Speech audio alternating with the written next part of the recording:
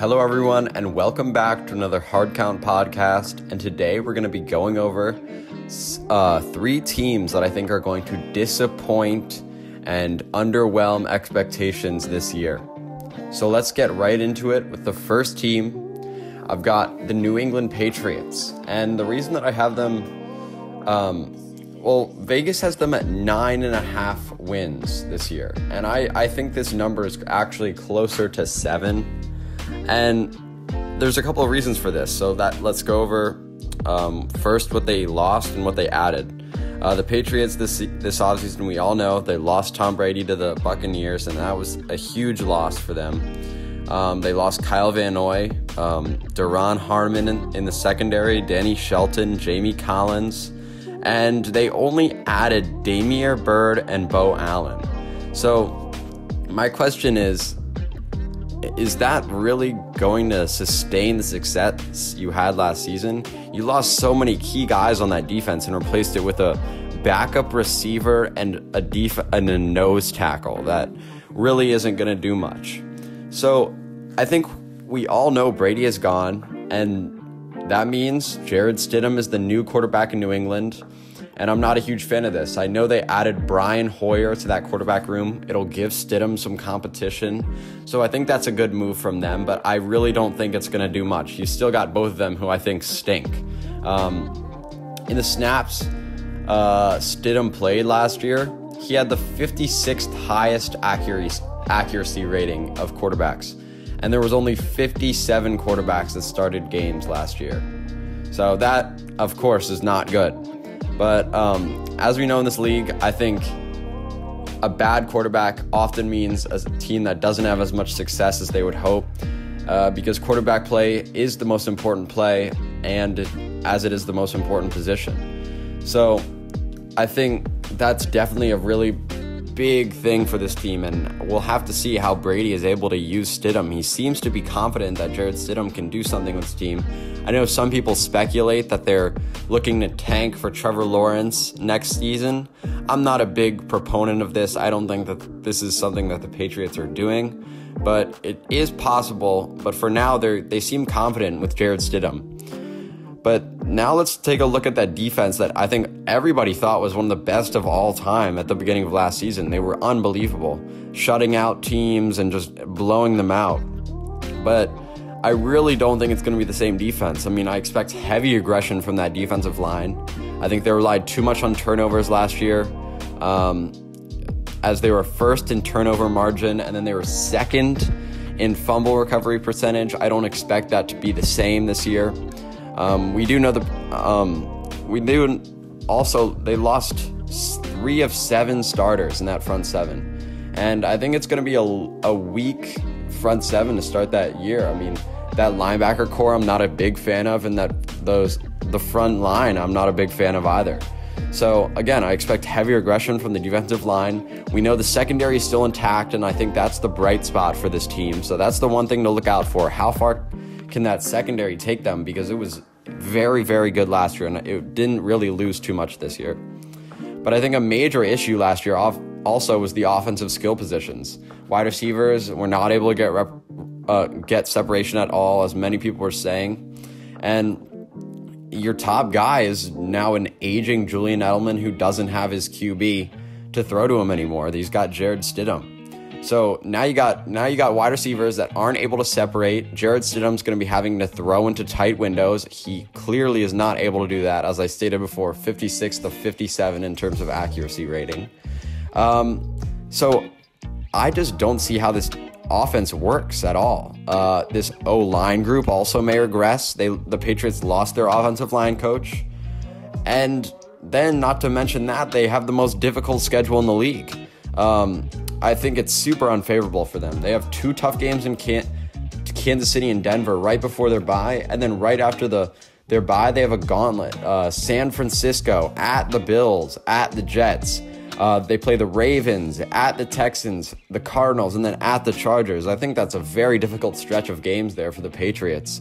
And for an offense that I really expect to struggle this year, I think it's going to be a really tough road for them to meet expectations. So I think the lack of talent on offense, the depleted front seven, I think that this makes the Patriots destined to disappoint in 2020, and this is the true test of Bill Belichick's genius. So that was the Patriots. And now for the second team that is going to underachieve in the 2020-2021 NFL season. And that is the Green Bay Packers. Last year, they had a trip to the NFC Championship game. They were a great team, 13-3. But I really don't think they're going to be able to replicate that year. I think that year was a bit fluky. Last year, as I just said, the Packers were 13-3. But they only had a point differential of plus 63. And I think that's a point differential that is usually a differential of a team that is 10-6 or 9-7 at the max. So I think that team was last year fluky, and I think that this year they're not any better than they were last year. So I think let's look at now what this team lost and what they added. And they added Devin Funchess, Rick Wagner, and Christian Kirksey, but they at the cost of Blake Martinez, Brian Bulaga, Tramon Williams, Geronimo Allison, and Jimmy Graham. I didn't love what they did here in free agency. I don't really think they improved at all. I think they just really replaced the guys that they lost. Christian Kirksey had a 48 PFF grade last season, which is awful. Then they also lost Brian Bulaga and replaced him with Rick Wagner. So you look at that, Bulaga had a PFF grade of 78, and he was a very, very strong offensive lineman for the Packers, but Rick Wagner only had a grade in the low 50s. So I'm not really a huge fan of what they did in free agency. It seems like they got worse. They tried to replace the guys that they lost, and I don't think they're going to be sufficient replacements for the Packers. But I think that's just the start of it. I didn't love the draft either. You look at, I know the Jordan Love pick is very polarizing. I'm not a huge fan, but I know some people like the idea of a backup quarterback. Shout out to Into Sports. But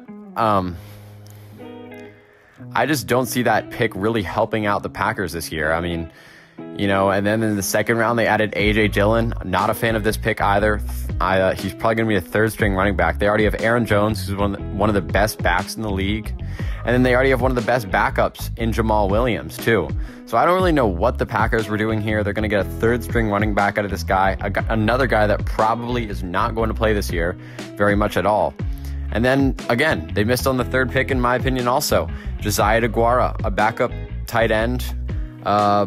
And I just am not excited about this pick because there was a clear need for a run stopper, and they just ignored it through the first 3 rounds. So it was not my favorite draft at all because you're going to get a guy that's, sitting as a backup quarterback behind Aaron Rodgers, sitting as a third-string running back, and then sitting as a backup tight end. You needed pieces this year to keep up with those NFC teams from last year, Saints and 49ers, and then now Buccaneers. I just don't see this team really keeping up with them this year because they didn't get any better. But again, as I stated, they have a huge need in terms of a run stopper, but they didn't get it. Last year, they were humiliated in the playoffs, and we all know it, by the 49ers. And because they couldn't stop the run. But I think people are really going to realize that they can take advantage of this, and that'll be a huge problem for this Packers defense next year. In 3 of the 4 Packers losses, their opponents ran for over 150 yards. So I don't know. Many people still believe this team is a contender. I just can't see it this year. We look at the schedule. They play New Orleans, Houston, Tampa Bay, San Francisco.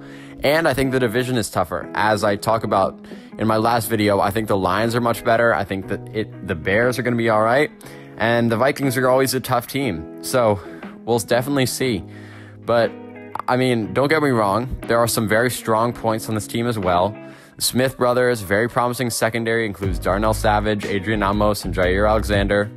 And, of course, Devontae Adams, Aaron Rodgers, Aaron Jones as well. But I think this team right here is only as good as its weakest link, and I think that defense is really going to get exposed this upcoming season, and Packers are going to struggle keeping up with those top NFC teams and are going to disappoint in the 2020 NFL season.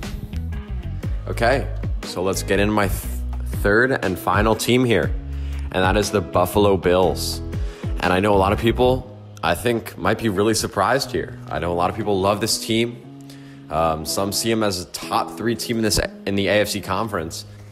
I mean, I quite frankly, I can't blame them. It's a very solid roster all around. We saw one of the best defenses in the league last year. And, you know, they added a lot of guys in that offseason, most notably Stephon Diggs, who will be a number 1 receiver for them, gives another weapon to Josh Allen. They had a very great defense last year. But there's a couple things that concern me for the Bills this year. And this is why I think they're going to disappoint. We look at it. They had a pretty easy schedule last year. They played 5 teams that finished with winning records. And in those games, they were 1-4. And that one team they beat that had a winning record was the Titans. So you had a 9-7 team that they beat that was over 500. And after that, they lost all the other games against teams above 500. They have a much more difficult schedule this year. As we know, Patriots have the toughest schedule in the league, and Bills aren't far behind. So I'm very interested to see if that goes up this year, if that was just a fluke last year, or they're really going to play better against those teams that are above 500. But I'm not sold on it yet. So I think there is that concern against the tougher schedule. How are they going to play? How are the Bills going to show up? But I think the biggest concern for me is something that I think a lot of people are completely ignoring and really overrating this guy. And it's their quarterback, Josh Allen. He's one of the worst quarterbacks in the league. I don't understand what's up with this guy. I mean, he runs well. I'll give him that. Probably top 3-4 running quarterback in the league. But it's a passing league. And I watch him and I'm never like impressed. He misses so many throws. And he's number 35 in accuracy rating. And people are like, oh, what about his strong arm? What about his strong arm? But that doesn't even really matter because he can't hit his targets deep. Number 33 in deep ball completion percentage. This team, this offense is going to be limited by its quarterback. We saw it last year with the Bears. It was a team that played very well the year before, have a very good defense. You had some good pieces on offense, but it was completely limited by their quarterback. And I know I'm not saying Josh Allen and Mitch Trubisky are the same, but they're similar in not being able to hit their targets. So that's a huge worry for me for this team because I want the Bills to do well. I like them, but I don't really have too much to say other than I don't like the quarterback. I like the coach, I like the defense, I like the weapons, but I don't like the quarterback, which is the most important position on the field. My thing is, name one team that has gotten to a championship with non-elite quarterback play. We haven't really seen it. I mean, Joe Flacco, he stepped up in the playoffs every year. Eli Manning did the same thing. I can't see that happening with Josh Allen here, and I just don't see the Bills really doing anything special. I mean, they might be decent in the regular season, 10-6, 9-7, probably 9-7, maybe make the playoffs. Josh Allen hasn't shown me the ability to be great in those situations. So I think the Bills will definitely disappoint this year. So that's all I have to say about the Bills. And that was my third and final team. So let's wrap it up. Thank you guys so much for listening. I hope you enjoyed the podcast. These are 3 teams that I think will disappoint next season. And yeah, peace.